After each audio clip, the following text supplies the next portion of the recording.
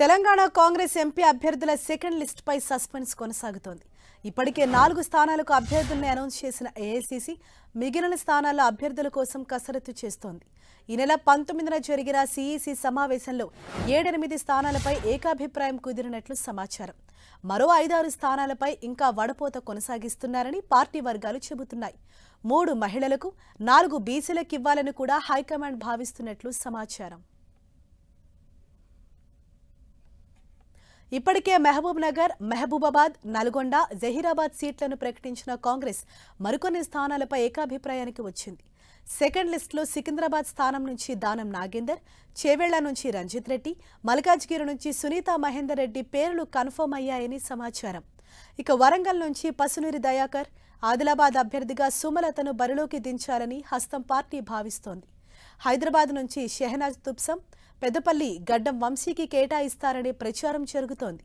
సీట్లపై ఏకాభిప్రాయం వచ్చినా ప్రకటన మరింత ఆలస్యమయ్యే ఛాన్స్ ఉంది. నాగర్ కర్నూల్ సీటుపై కుల సమీకరణాలు తారాస్థాయికి చేరాయి. ఈ ఎస్సీ రిజర్వ్డ్ స్థానంలో మల్లు రవి అభ్యర్థి అని ప్రచారం జరుగుతుండగా మాజీ ఎమ్మెల్యే సంపత్ కుమార్ నాగర్ కర్నూల్ సీటుపై సోనియా గాంధీకి రాసిన లేఖ హాట్ టాపిక్ గా మారింది.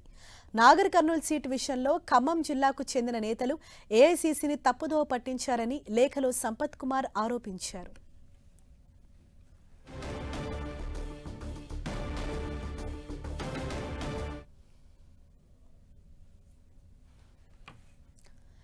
ఇదే విషయానికి సంబంధించి మరింత సమాచారంతో మా ప్రతినిధి ప్రతాప్ మనకు అందుబాటులో ఉన్నారు. ప్రతాప్, ఈ కాంగ్రెస్ సెకండ్ లిస్ట్ కి సంబంధించి అంటే అన్ని స్థానాలపై ఒక స్పష్టత వచ్చినట్లేనా? ఎప్పటి వరకు లిస్ట్ రెడీ చేసే అవకాశం ఉంది?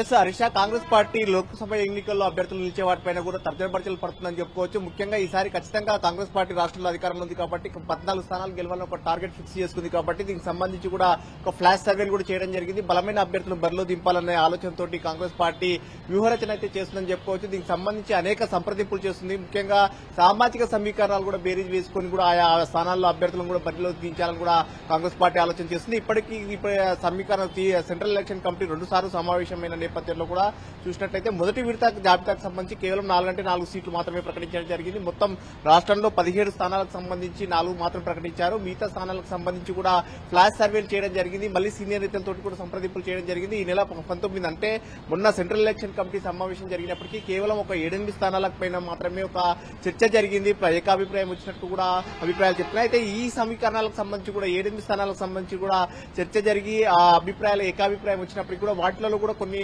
ఆరోపణలు అయితే వస్తున్నాయని చెప్పుకోవచ్చు. ముఖ్యంగా సీనియర్ నేతలు అయితే అసంతృప్తి వ్యక్తం చేస్తున్న పరిస్థితి. ముఖ్యంగా నాగర్ కర్నూలు సీటు విషయంలో అయితే చూసినట్లయితే మాజీ ఎమ్మెల్యే సంపత్ కుమార్ నేరుగా సోనియా గాంధీకి లేఖ రాసిన పరిస్థితి అయితే కనబడతా ఉందని చెప్పుకోవచ్చు. ముఖ్యంగా రిజర్వ్ నియోజకవర్గాలకు సంబంధించి చూసినట్లయితే 3 స్థానాలు రాష్ట్రంలో ఉన్నాయి.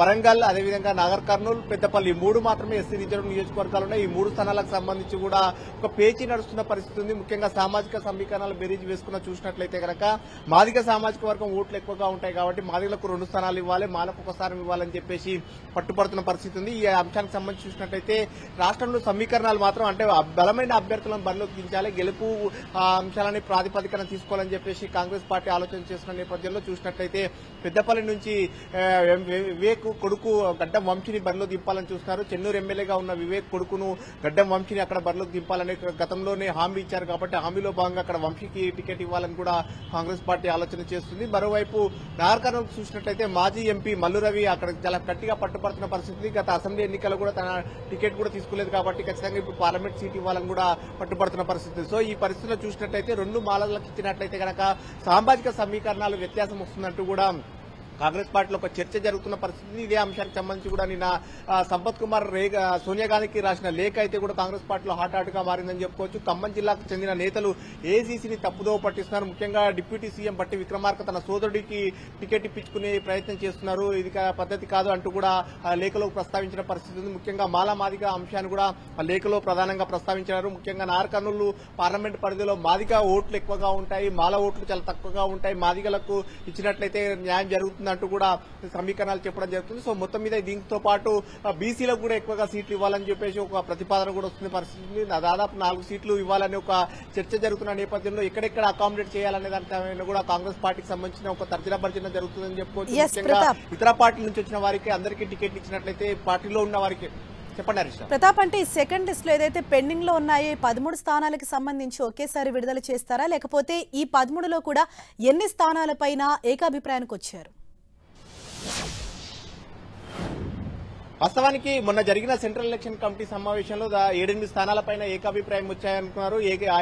ఏకాభిప్రాయం వచ్చిన 7 స్థానాలు కూడా ప్రకటించాలని భావించారు. కానీ ఈ రోజు కూడా సెంట్రల్ ఎలక్షన్ కమిటీ సమావేశం ఈ రోజు కూడా ఉంది. కానీ ఈ రోజు జరిగే సమావేశంలో తెలంగాణకు సంబంధించిన అంశం చర్చకు లేదు. కేవలం ఇతర రాష్ట్రాలకు సంబంధించిన వాటిపైన కూడా చర్చించే ఆలోచన కూడా కాంగ్రెస్ పార్టీ చేస్తుంది. అయితే దేశవ్యాప్తంగా చూసినట్టయితే కాంగ్రెస్ పార్టీ ఇప్పటి వరకు కూడా 2 విడతల్లో చూసినట్టయితే కేవలం ఒక 88 స్థానాలకు మాత్రమే అభ్యర్థులను ప్రకటించిన పరిస్థితి ఉంది. కాబట్టి ఖచ్చితంగా 3వ జాబితాలో ఎక్కువగా ఉండే సంఖ్య విధంగా చూసుకోవాలని చెప్పేసి ఒక ఆలోచన చేస్తుంది. ఈ రోజు సెంట్రల్ ఎలక్షన్ కమిటీ ఇతర రాష్ట్రాలకు సంబంధించిన వాటిపైన కూడా చర్చ జరుగుతుంది. కాబట్టి ఆ సీట్లను బేరీజ్ వేసుకున్న తర్వాత మొన్న జరిగిన తెలంగాణ అంశానికి సంబంధించి కూడా ఏవైతే ఏకాభిప్రాయం వచ్చాయంటున్నారో వాటిని అన్నిటి కూడా చూసుకొని ప్రకటించే అవకాశం ఉంటుందా, లేదంటే కనుక ఒకేసారిగా దాదాపు ఒక 200 స్థానాలకు ప్రకటించాలన్న ఒక ఆలోచన కూడా కాంగ్రెస్ పార్టీ చేస్తున్నట్టు కూడా ఒక చర్చ జరుగుతుంది. ఇదే కనుక ప్రాతిపదికన చూసినట్లయితే కనుక ఈ నెల 26న కూడా ప్రకటించే అవకాశం ఉన్నట్టు కూడా కాంగ్రెస్ పార్టీ వర్గాలు చెప్తున్నాయి. ప్రధానంగా ఈ అంశాలను అన్నిటికీ ఇతర రాష్ట్రాలకు సంబంధించిన ఏవైతే ఉన్నాయో చిక్కుములు ఉన్నాయో వాటిని అన్నిటి కూడా బేరీజ్ వేసుకుంటూ తెలంగాణకు సంబంధించిన వాటిల్లో కూడా ఇంకా సామాజిక సమీకరణాలు కానీ కొన్ని చోట్ల సీనియర్లకు సంబంధించిన కానీ మరికొన్ని చోట్ల ఇతర పార్టీల నుంచి ఇంకా బలమైన నేతలు కొంతమంది వచ్చే అవకాశం ఉందని కూడా ఒక చర్చ జరుగుతున్న పరిణామాల నేపథ్యంలో వీటన్నిటి కూడా కొలికి తీసుకురావాలని కూడా చూస్తుంది. కాబట్టి 1-2 డేస్లలో కూడా వాటిని కొలికి తీసుకొచ్చినట్లయితే కనుక మిగతా వాటిని అంశాలను అన్నిటి కూడా చర్చించి ఒకటేసారి 13 స్థానాలకు అభ్యర్థులను ప్రకటించాలని కూడా ఒక ఆలోచన కూడా చేస్తుంది. వాస్తవానికి తెలంగాణలో తొందరగా ప్రకటించాలనుకున్నప్పుడు కూడా ఎలక్షన్ షెడ్యూల్ చూసినట్లయితే కనుక నోటిఫికేషన్ ఏప్రిల్ 18 వస్తుంది. కాబట్టి ఇంకా చాలా టైం ఉంది. ఈ టైం ఉన్న నేపథ్యంలో ఆచితూచి వ్యవహరించాలని కూడా కాంగ్రెస్ పార్టీ ఆలోచన చేస్తుంది. బలమైన అభ్యర్థులను ముఖ్యంగా సామాజిక సమీకరణలతో పాటు రోజు రోజుకు మారుతున్న ఈక్వేషన్స్ కూడా పరిగణలోకి తీసుకొని కూడా అభ్యర్థులు ప్రకటించాలని కూడా ఆలోచన కూడా చేస్తున్న పరిస్థితిని చూడొచ్చు. ముఖ్యంగా మన చేవేలకు సంబంధించి మొదట్లో సునీత మహేందర్ రెడ్డి అనుకున్నారు. కానీ ఆ తర్వాత పరిణామాల నేపథ్యంలో గడ్డం రంజిత్ రెడ్డి ప్రజెంట్ సిట్టింగ్ ఎంపీగా ఉన్న గడ్డం రంజిత్ రెడ్డిని మళ్ళీ చేవేల నుంచి బరిలో నింపుకున్న పరిస్థితి ఉంది. సునీత మహేందర్ రెడ్డిని మల్కాజ్గిరికి షిఫ్ట్ చేసిన పరిస్థితి ఉంది. దానా నాగేందర్ అంటే ముఖ్యంగా సికింద్రాబాద్ సంబంధించి చూసినట్లయితే మొదట్లో బొంతు రామ్మోహన్ అనుకున్నారు. కానీ ఖైరతాబాద్ సిట్టింగ్ ఎమ్మెల్యేగా ఉన్న దానా నాగేందర్ కాంగ్రెస్ పార్టీలోకి తీసుకుని అతన్ని ఇప్పుడు అభ్యర్థిగా ప్రకటిస్తున్న పరిస్థితి ఉంది.